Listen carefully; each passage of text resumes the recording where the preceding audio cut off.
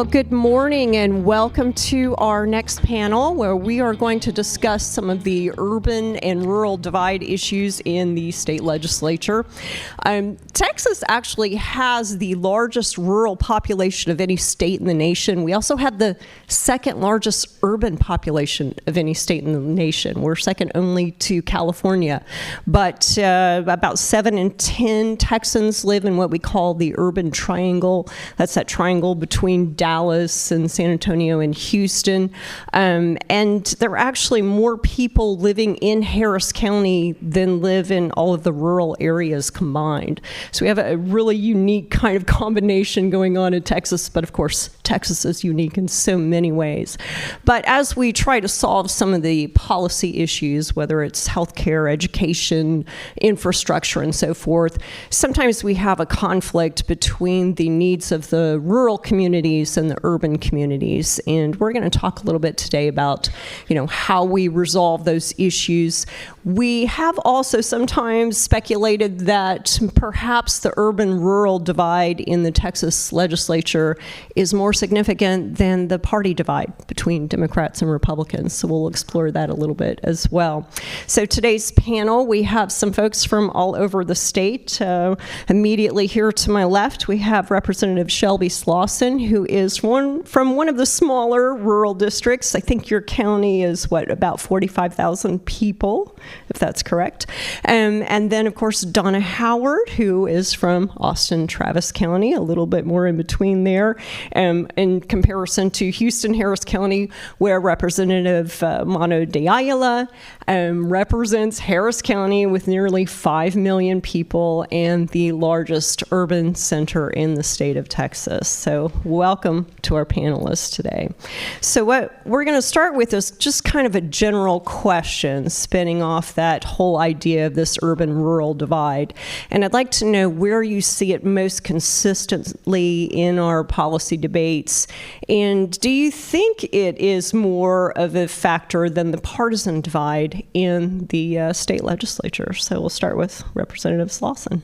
Thank you, and thank you so much for having us here this morning. I noticed that I'm outnumbered by the urbans in here, so that's the subtle messaging, right? There isn't a rural-urban divide for us, and sometimes it does transcend partisan boundaries. I come from north central Texas. I represent 4 counties up there that span about 3,000 square miles. My first session, one of my colleagues from Harris County, was not this one, but another, was telling me, he could be out working with constituents and call home and say, put a pizza in the oven, and he could be home by the time it was coming out of the oven, as long as there wasn't traffic. And I thought, man, the VFD would be called at my house because it'd all be on fire by then. But that's an example also of one of the ways that we're different. We depend on resources out in rural areas like our VFDs that are often different from professional fire departments in urban areas. And it's not that we have a different need for protection of our citizens and our structures. It's just how we meet those needs differs greatly because of the resources that we have available to us. Well, I would first off suggest that there's a greater divide between the House and the Senate than between urban and rural, but that's just me. Certainly, there are differences, as Shelby pointed out. I mean, the obvious geographical differences are there. I think about things like transportation and transit and the needs of an urban area that are not necessarily there for a rural community, and yet state decisions have to be made about how money is expended, and it's hard to look at a bunch of money going to particular areas, but not to your area. I think that's an issue. Land use, huge issues for rural communities who have to deal with urban needs for energy and so forth, but wanting to cross their property, So absolutely, there are some challenges, I think, that we have to face. But I would suggest, as we saw with the voucher legislation, that sometimes urban and rural can come together around certain issues. So it's not a black and white thing. I think the real crux of this is that we recognize that Texas, as you pointed out, is a great big state. And we have a lot of different needs, and one size does not fit all. And it's very hard to figure out how to have a centralized state government that tries to impose a one-size-fits-all across our state. I still am a firm believer in local control and local government being closest to the people and being able to make the best decisions for their communities. I think they've hit a lot of the key issues, but I want to go back to geography just a minute. She was talking about 4 counties. We have other representatives with 7, 8, 9 counties. My district is about 13 miles by 5 miles. It's a rectangle. And again, we represent the same number of people roughly. And our needs are very different. Our issues are very different. They have different water issues than we have. They have different infrastructure issues than we have. They have different healthcare issues than we have. The important thing is for us to become educated in areas that are not in our backyard, and likewise. Again, Harris County, City, Houston, it is the largest economic engine. If you take all of the Big 8 metropolitan areas, that's about 76% of our GDP, and it's the state's GDP. And in 22-23, just the growth in jobs and GDP accounted for about 82-83%. So it's you have to be considerate of and understand what the needs are there, because you know what, we can walk and chew gum, and I think that's about information and getting to know each other. So. Very good. All right. Did you want to add something to that, or you were good? Okay.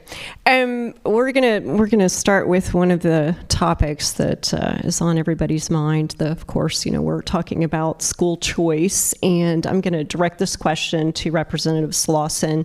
This is a very fraught debate, a lot of tensions here, but one of the narrative talking points that has come up in this is that the rural communities are opposed to school choice for a variety of reasons. But you've been supportive of some of these proposals, and so my question for you is that really a myth that it's, the rural communities hate school choice, or is there more nuance? What is really coming out of the rural communities when we're talking about these ESAs or whatever school choice programs are being proposed? It's a great question. We are so proud of our public schools in rural Texas.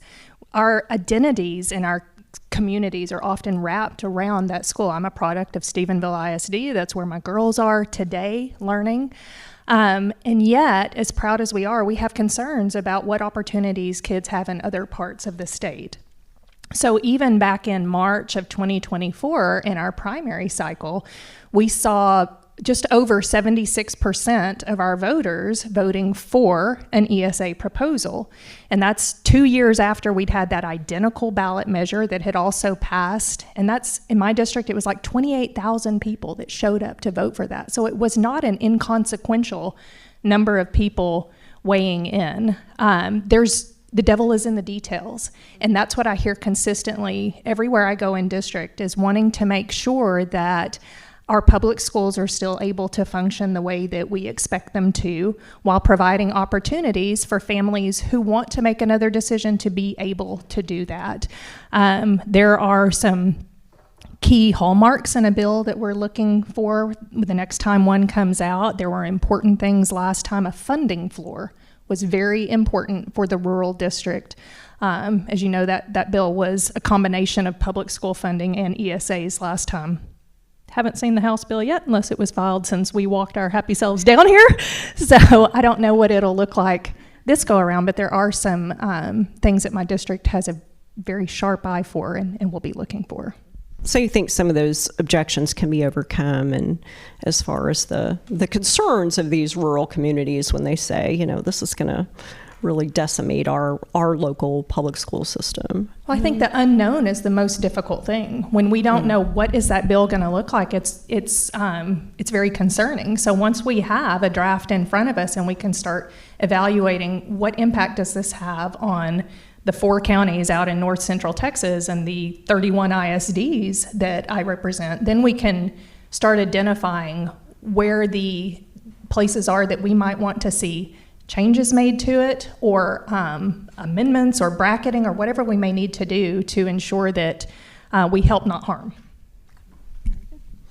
All right, so moving over to Representative Howard, you've done so much work advocating for healthcare access across the state.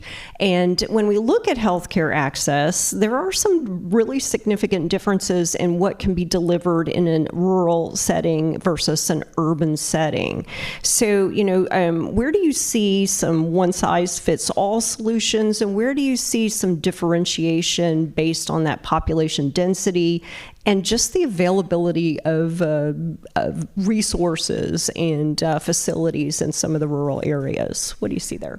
Before I answer your question, I just got a message a while ago that the fiscal note has come out on Senate Bill 2, and that it's projected in the next biennium that the cost for vouchers would be $6 billion, just FYI. So cost definitely goes up. But healthcare. Huge challenges, not only in our rural areas, but particularly in our rural areas.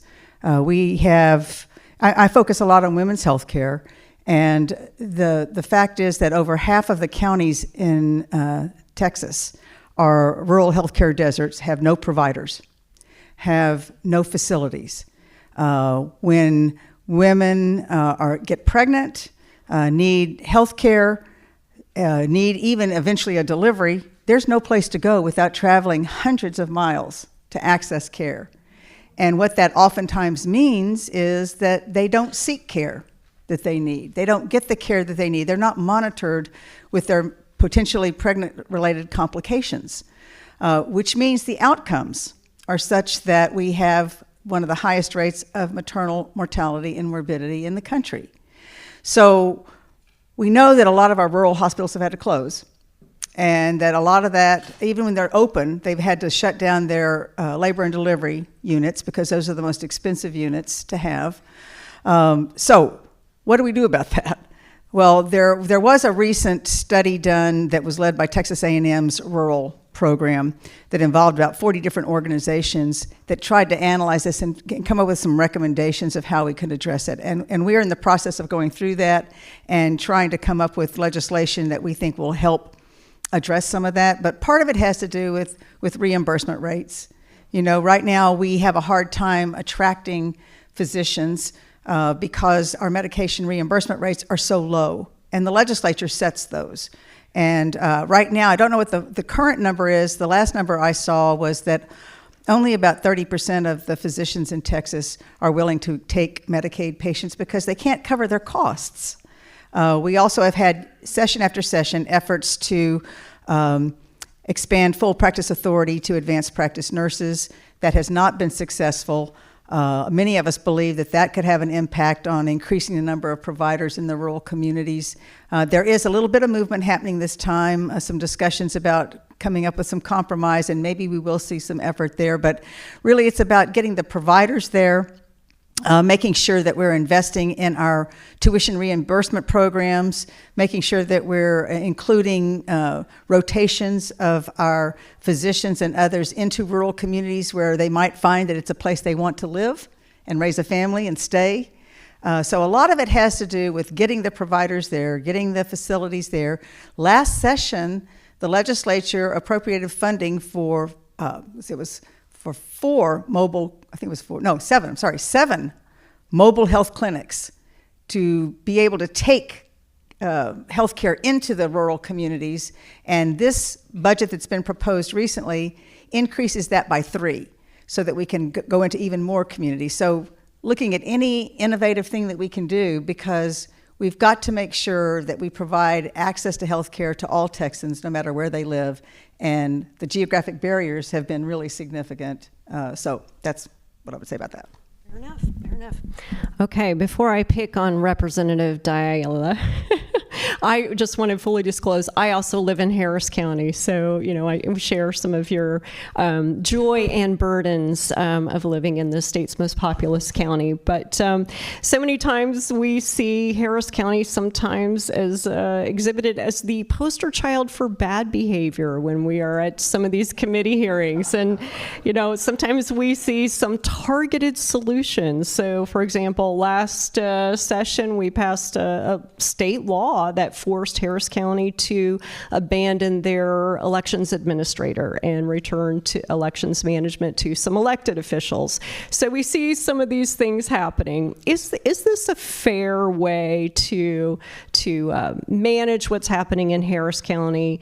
How far does the state go in intervening in some of these behaviors? And are they really cognizant of the special challenges of being in such a populous county? Good question. If I can get back to it, I want to focus just real quick, and I will answer that because I was on the elections committee last session, so I'm knee deep into that issue. But I want to get into the school choice issue that we talked about. My district has a bunch of private schools, some of the finest in the state, some parochial, some others, just a whole host of them, and charters and that sort of thing. And if not within the district, it's within 5 miles of the district. So our public schools have been, if you want to use the word competing with private schools, especially with families who can afford it, for a long, long time. And it is my firm belief that it has made our public schools better. So I say that because some of my colleagues in very rural areas that may not have a private school, or very, very few, or very, very targeted and limited. Now, there are a whole lot of issues. I'm talking very generally, basic. There are special needs. There's a whole lot of nuanced issues that we've got to work through and deal with. But I say that because, districts like mine, we're not concerned as much with that because that is the school districts as much as other areas.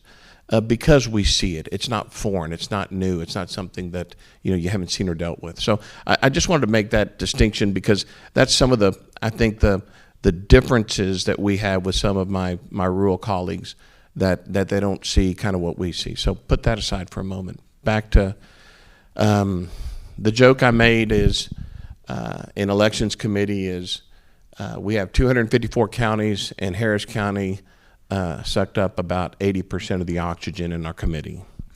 Let's start with the premise that it's the largest by far county in the state. It's the third largest in the country, and Houston soon to be the third largest city in the country. So start there. We talk about too big to fail with banks. Our elections in Harris County, it's just too big to fail. It can't go wrong. And we've had, with election administrators, too many mishaps. Objective. These are not disputed. These are objective mishaps. Put the culpability on mistake, error, whatever you want to do. I heard that.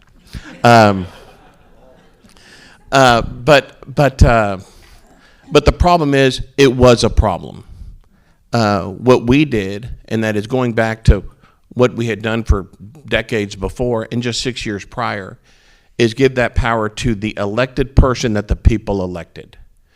And fortunately, that person was someone who had done it for many years before. And so far, knock on wood, we've had much improvement in Harris County.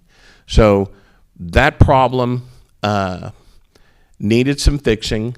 This was a fix.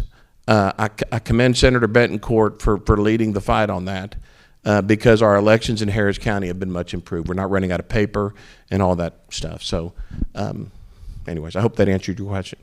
No, that was great.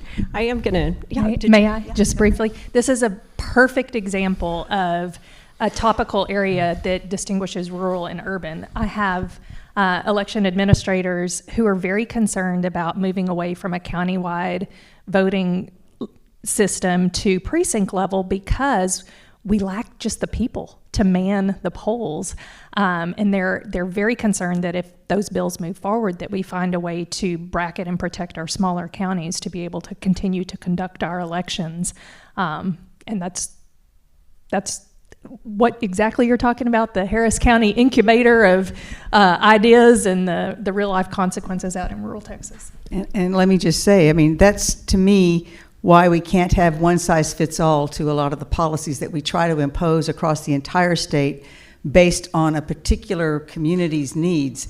It's not appropriate. It doesn't work for all of Texas, and I think what y'all just mentioned points that out very clearly. Well, and let's follow up with that because there have been some proposals that have been suggested for statewide rules regarding elections, one of which is having hand-counted paper ballots.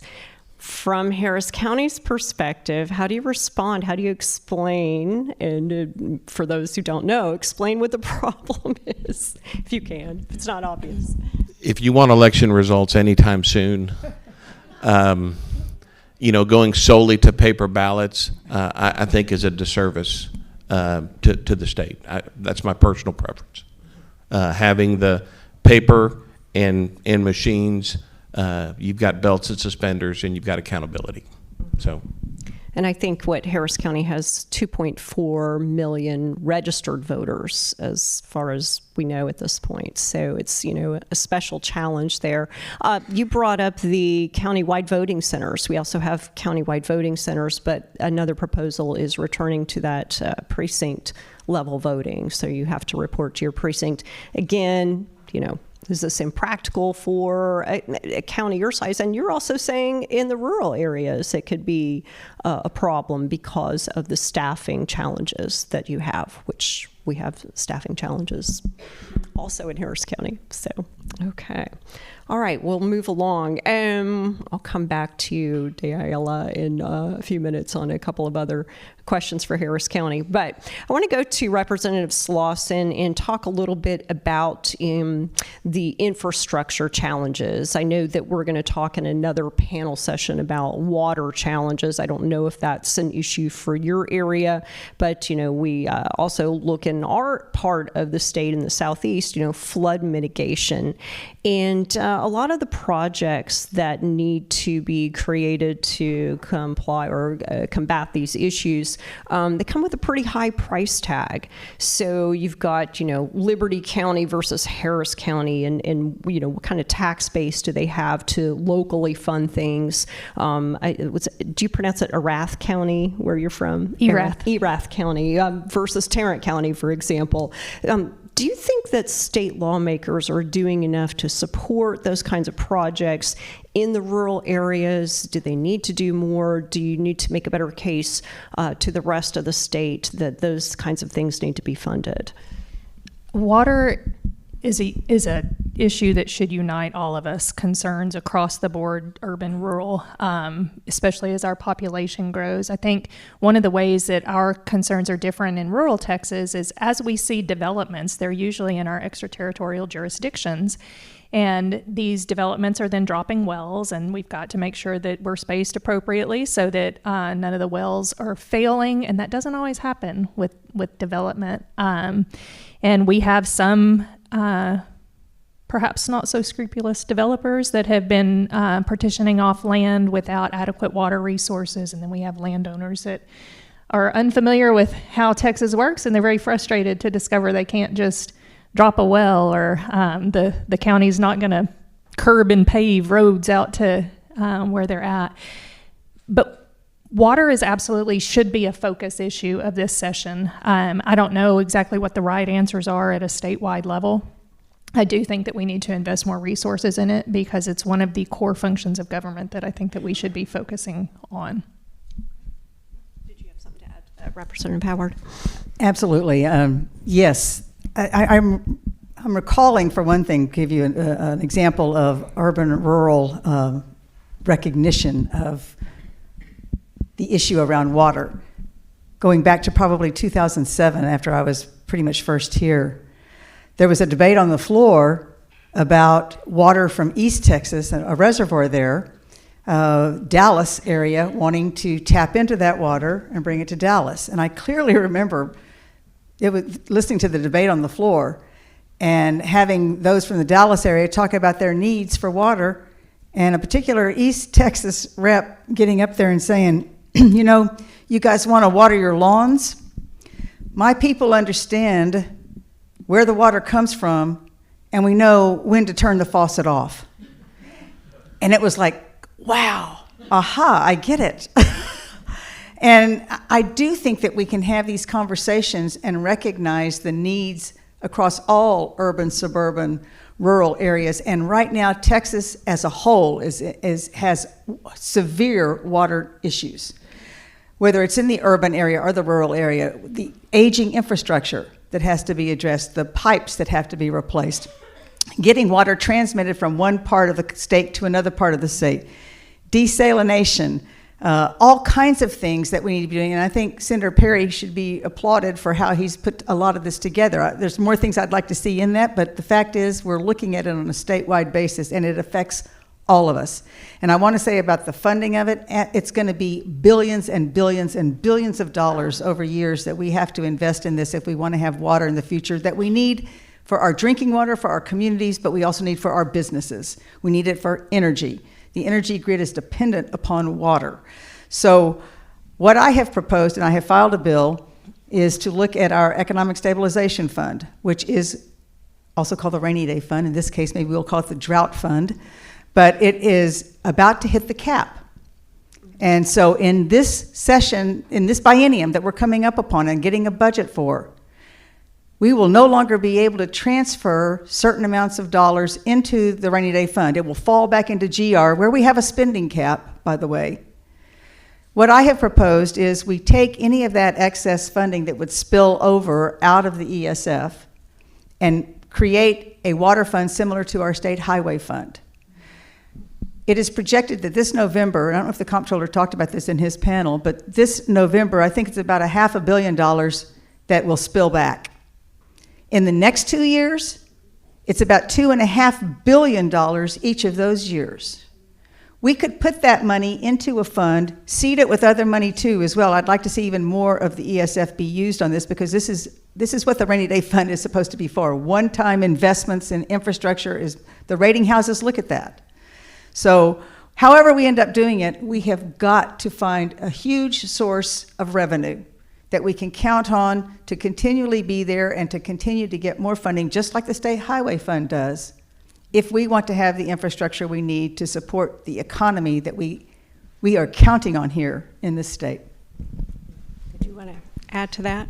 So kind of putting an urban and rural, how we can come together on this issue a little bit more.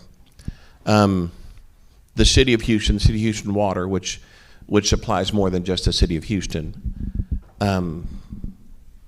loses a significant percentage. I've heard a number. I don't want to throw false numbers out there, but it's a bunch, because our infrastructure has been neglected. Past administrations have not repaired it, kept up, and what has needed to be done there. The point is, Houston, relative to the state, doesn't have a water shortage relative to other parts of the state. And in fact, if we don't waste this water like we're doing right now, if we go in and get some help and get this infrastructure fixed, we can take some of this water and help our brethren in the west side of the state. So how do we do that? Those are kind of bold ideas.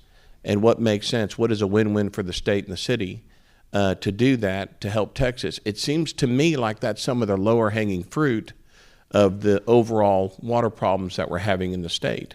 So that being one, how can urban and rural work together? That's one way. Right. That's a great answer.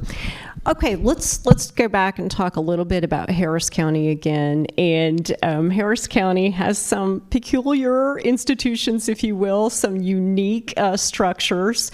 For example, Harris County has the only remaining county Department of Education in the entire state.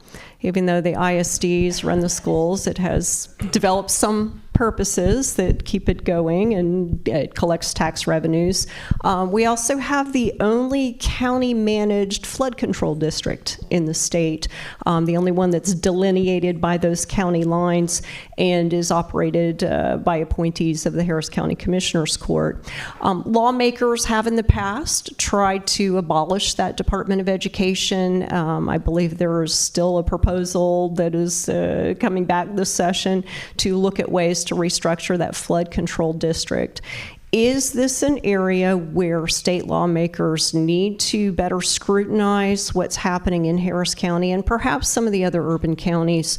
Or is this a matter of local control where Harris County is saying, okay, you urban counties, you don't understand our needs in this, very population dense area and a lot of different concerns from what you might have in Stephenville. So what would you say about those? I've been hearing about the Harris County School District being eliminated, done away with, whatever the language is, for many, many years. And then there's always an argument coming back, yes, but they do this in this special group of students. And I'm just figuring out, where's efficiency come? Is that the efficient way to do that? If it's not, let's find a more efficient way. I don't have that answer sitting here today. I'll have it tomorrow, though, if you let me come back. But you're right about the Harris County Flood Control District. It's no surprise to anyone in here, Harris County floods often and badly sometimes. Harvey is still in our rearview mirror, which affected my district considerably. So I am very keen on making sure that we do what we need to do in this specific urban area, again, this engine of our economy, to make sure that we take care of these devastating flooding issues. The flood control district is what we have in place right now. What I would like to see happen, and what we're in discussions to see if there's an appetite for that, is to broaden it geographically, because water doesn't know county lines. It goes through them. And if we can broaden that and have a more regional approach to flooding, I think that'd be better for all of us. Now, I will say this, the feds need to get involved, especially in and around the west side of Houston, because we need to get the Addicks and Barker reservoirs repaired, updated, and being able to do more than they have done here in the last few big storms. Very good. Representative Howard, I'm going to give you the first bat at this kind of hot potato, if you will. Great. With our new speaker, newly elected, and some heightened tensions in the House as we speak. Hopefully things will smooth out a little bit. But he's a speaker from a rural part of the state. Do you think that a new dynamic will emerge under this speaker regarding that urban-rural divide? Do you think that he could have a role in kind of bringing that together? What do you see happening there with the new dynamics? I actually think that is possible. That we might see more movement in that direction. I just had a conversation with him a couple of days ago about energy and about the fact that Lubbock has a muni, Austin has a muni. We have that in common. We may have some different things around it, but there's a lot of things that we can find that we could work on together that we share. Certainly, I think it'll help. As a speaker, he is there to work with all 149 other reps and to help us be successful in whatever way. It doesn't mean that he doesn't have his partisan goals and agenda, but he also is elected by us to work with all of us. And I think that will help those of us that represent urban areas in our conversations with the speaker, as well as the opposite, vice versa, to build better understanding there. And I think as the speaker who will try to build consensus around things so that we can be successful in implementing policies that are going to help all Texans, that as someone who comes from a more rural area, he will be able to help us bring all of those ideas to the table more. We talked also about rural health care in our meeting. And though Lubbock itself has more providers and has access to health care, he talked about the surrounding counties that do not, and that come into Lubbock to get the care that they need. So, I mean, I think there is this possibility of dialogue where we can find more understanding amongst ourselves. I'm going to be hopeful about it anyway. Do you want to add to that, Representative? So Speaker Burrs has been speaker for 10 days, 11 days, something like that. My takeaway so far is a tremendous work ethic, and also someone that has an understanding of the institution of the House that you don't really appreciate until you've sat in that chair, not in the speaker chair, but it's just in the House. I thought I understood it before I was elected.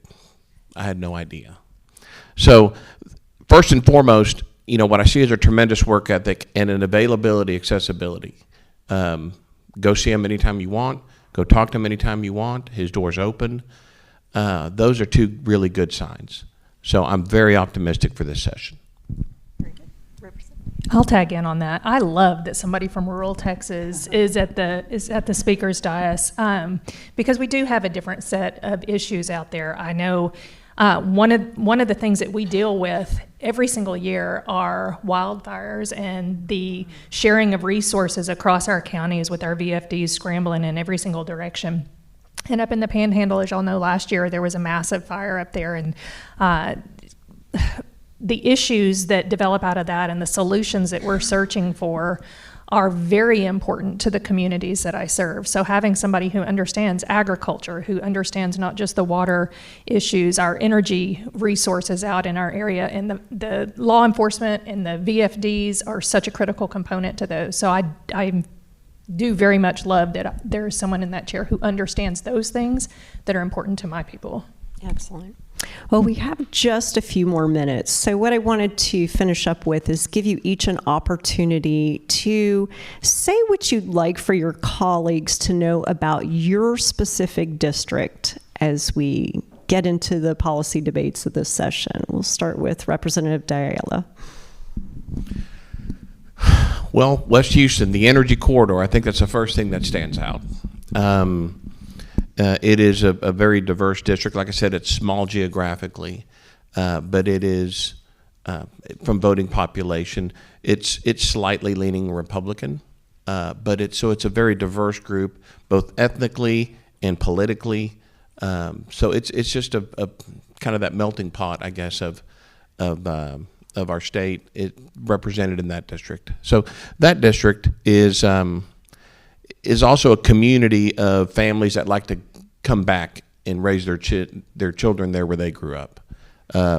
My children went to the same schools that I went to, Melissa and I went to.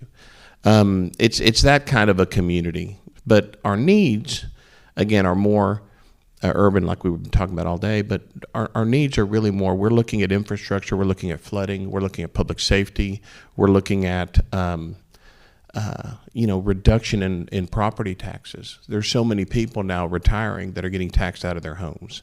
They feel like they're renting it from the government. It's still happening. We have a little more work to do with our county and our city, and making sure that we're not overtaxing our citizens. Those and a number of other things, but I think those are the main basic things. We see some of the border issues. Not because we're a border district, but because we receive a lot of folks that are coming in through the border. So we see it from that standpoint. And again, that plays into public safety and other things. So hopefully those things have been improved and continue to be improved this last session, this next session, in the coming years. Great. And Representative Howard, what about your district? What do we need to know about? Well, I represent Austin.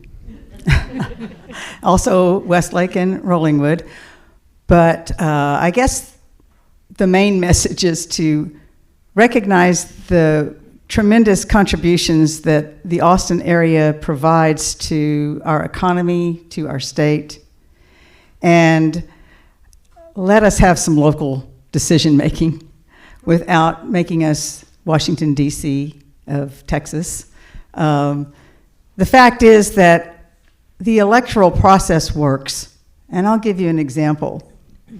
I was on the Eanes School Board in the 90s when Eanes was facing the dilemma of whether or not to open a second high school. And of the 7 school board members, 6 of us had done the research on it and felt that it would be better to have a second high school, academically, socially, but we had just won the state football championship. The community didn't like what we were proposing. And the 3 of us that were up for election the next time were ousted. We were fired. And new people brought in who wanted to go the direction that the larger part of our community wanted to go. If you look at what's happening in Austin, right, and that's why it should have worked. If you look at what's happening in Austin now in terms of affordability, in terms of what's being done to ensure that we have more opportunities for housing, the current city council is making decisions that the previous council was not willing to make. Whether you like that or not, that's what the community voted on, and it's moving forward. Obviously, my point being that I know people love to bash on Austin, but Austin is one of the leading economic drivers of our state. Austin is a hub for technology. There's tech, obviously, in other parts of the state, but a hub for technology. It is becoming a hub for life sciences. It's got one of the largest global investments in technology of any part of the country, much less the state. People are here because they like what Austin has to offer. They like what we're doing. We, as local community citizens, vote on what we're doing, and we want to be able to continue to do that with the state, not have the state interfere with our decisions because some people don't happen to like them. That's what I would say. All right. And Representative Slawson is our only rural representative today. I love being on these panels and learning other things about colleagues and about Eanes ISD, Stephenville High School, state football champs, 93, 94, 98, 99. Not that we're still counting there, but I know good and well if I were to stand up and say, hey, let's add another high school, they would have my bags packed for me before I could even get back up there today. So I appreciate that perspective on it. The part of the state I come from, love God, serve others. We are communities driven by a belief that we should first and foremost serve our Creator to the dictates of our own conscience. We should invest in our families and in our neighbors, and we serve in our communities. And when you show up in whatever group, whether we're providing meals or working in schools, you see overlapping volunteers because that's who we have, and everybody digs in and everybody puts in the sweat equity out there. I just have the fortune of getting to put in the sweat equity down here for a little while every other year. But I think overall, those are things that unite us. I am grateful to get to do this job. I am mindful of the responsibility that comes along with it, and I look forward to working with my colleagues this session for productive good work so that when we go back home, our constituents feel like we've left it better than we found it. Thank you. Isn't it so Texas that we had a policy discussion that inevitably brought up football in some respect? That's just amazing as a non-native. Well, thank you so much to our panelists. We appreciate your time and appreciate what you do and appreciate your voices for your communities. So thank you so much for being here. Thank you all for joining us today, and stick around. Our next panel is on, oh boy, legislative dynamics. So it should be a lot of fun, and we'll see you in a few minutes.